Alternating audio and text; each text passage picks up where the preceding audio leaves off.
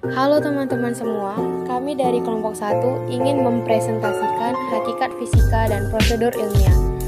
Kami beranggota Sasha Febrian Buru Sembiring, Nabila Fatwa Nasution, Adel Evani, Cindy Claudia Panggabean, Immanuel Baskita Ginting, Ariko Rifael Surbak. Dengan di sini, Sasha Febrian Buru Sembiring ingin menjelaskan tujuan mempelajari ilmu fisika. Tujuan mempelajari ilmu fisika ada terbagi dalam dua, yaitu 1. Untuk dapat berkarya dan berinovasi dengan ilmu fisika. Yang kedua, menerapkan fisika dan mengimplementasikan dalam ilmu dan bidang lain.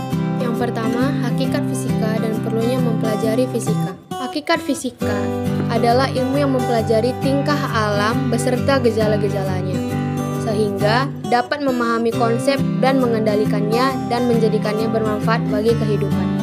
Kedua, ruang lingkup fisika. Secara garis besar, konsep-konsep fisika terbagi menjadi 4 teori utama.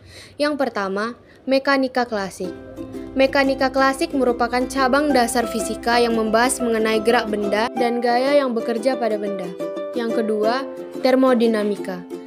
Termodinamika merupakan cabang dasar fisika yang membahas tentang kalor dan suhu, serta hubungannya dengan usaha dan energi. Yang ketiga, elektromagnetisme. Elektromagnetisme merupakan cabang dasar fisika yang membahas tentang medan listrik dan medan magnet, serta hubungan keduanya. Yang keempat, mekanika kuantum. Mekanika kuantum merupakan cabang dasar fisika yang menggantikan mekanik klasik dalam pembahasan pada tataran atom dan subatom.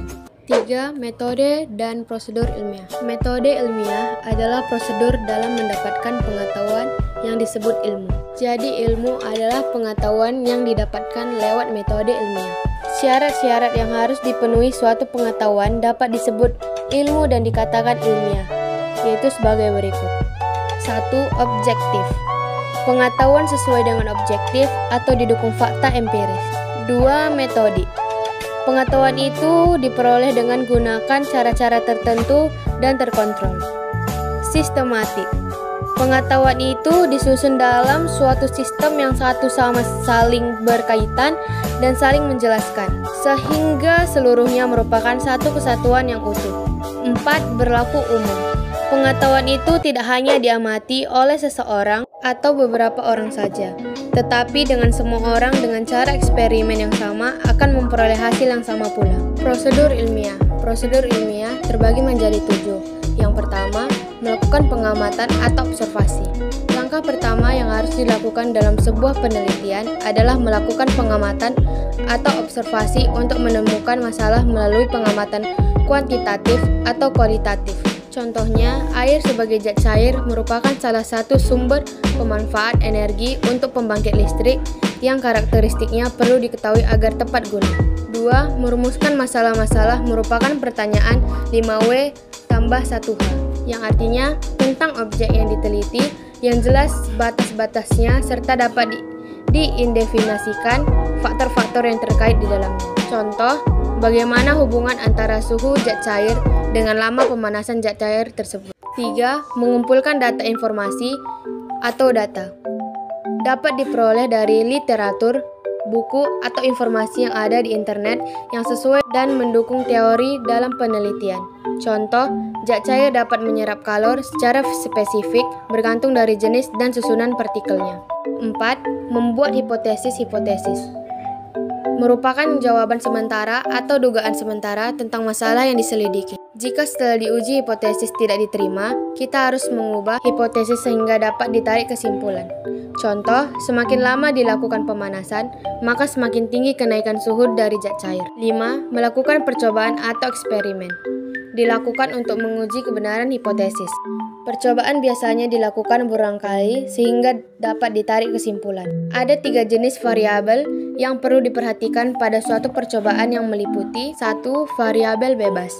2. Variabel terikat, yaitu variabel yang diteliti dan perubahannya bergantung pada variabel bebas. 3. Variabel kontrol, yaitu variabel yang selama percobaan dipertahankan tetap. 6. Menganalisis data. Merupakan pekerjaan yang cukup rumit. Data dapat disajikan di dalam tabel, matriks, atau grafik. Data yang diperoleh dapat dianalisis secara statistik dan non-statistik. Tampilan data dapat berupa grafik batang, pie, histogram, dan gambar maupun skema. Yang terakhir, menarik kesimpulan-kesimpulan. Menarik kesimpulan-kesimpulan merupakan penilaian apakah dalam sebuah hipotesis yang diajukan dapat diterima atau ditolak. Apabila dalam proses pengujian terdapat fakta yang cukup mendukung hipotesis, maka hipotesis itu diterima. Sebaliknya, jika dalam proses pengujian tidak terdapat cukup fakta yang mendukung hipotesis, maka hipotesis itu ditolak. Hipotesis yang diterima kemudian dianggap menjadi bagian dari pengetahuan ilmiah sebab telah memenuhi syarat keilmuan, yakni mempunyai kerangka penjelasan yang konsisten dengan pengetahuan ilmiah sebelumnya dan telah teruji kebenarannya. Pengertian kebenaran di sini harus ditafsirkan secara pragmatis.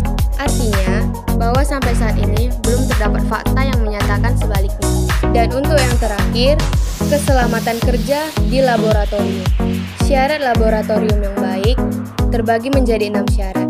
Yang pertama, kelengkapan alat keselamatan, nomor telepon penting atau pemadam kebakaran, dan petugas medis. Kedua, ruangan laboratorium yang memiliki sistem ventilasi yang baik, proses keluar masuk data yang stabil. Sirkulasi udara segar yang masuk dan keluar ruangan harus diperhatikan dengan baik. Semakin banyak sirkulasi udara, maka kondisi laboratorium akan sehat. 3. Ruangan laboratorium harus ditata dengan rapi. Penempatan bahan kimia dan peralatan percobaan harus ditata dengan rapi supaya mudah untuk mencarinya. Bila perlu, berikan denah atau panduan penempatan bahan kimia di rak supaya semakin mudah untuk mencari bahan kimia tersebut. 4. Alat keselamatan kerja harus selalu tersedia dan alam kondisi yang baik dan siap pakai. Yang kelima, laboratorium harus memiliki jalur evakuasi yang baik. Laboratorium setidaknya memiliki 2 pintu keluar dengan jarak yang cukup jauh. Yang terakhir, yang keenam, bahan kimia yang berbahaya harus ditempatkan di rak khusus dan dipisahkan 2 kimia yang menimbulkan ledakan yang bereaksi. Alat keselamatan kerja di laboratorium di dalam ruangan harus sudah tersedia seluruh alat keselamatan kerja supaya saat terjadi kecelakaan atau darurat bisa diatasi dengan cepat. Berikut alat-alat keselamatan kerja yang ada di laboratorium. Yang pertama, pemadam kebakaran. Kedua, air washer water shower. 3. Kotak P3K. 4. Jas lab. 5. Peralatan pembersih. Nah, terima kasih buat kalian yang sudah menonton dan mendengarkan presentasi kami dari kelompok 1. Sekian dan terima kasih.